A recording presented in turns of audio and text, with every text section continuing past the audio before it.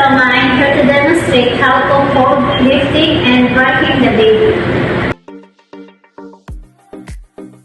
Lifting and holding a baby, clean your hands with alcohol or the hand washing. Different ways on holding a baby, bottle hold.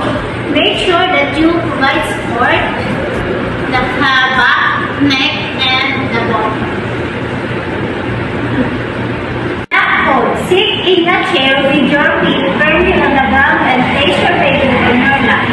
Your head should be at your knees, face up. Baby feet should tap in your waist.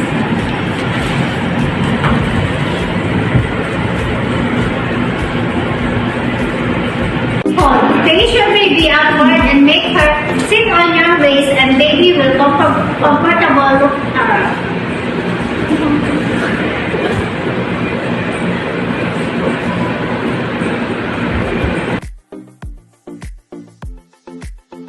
Baby, shoulder hold, make sure that you use burping cloth to manage the mess.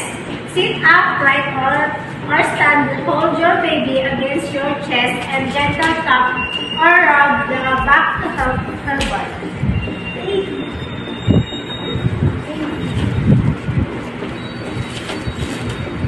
Face down on your lap.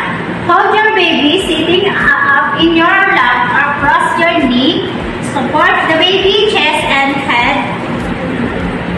and gently to tap, rub her back. Out. Gently assist the baby on a sitting position. Support the head.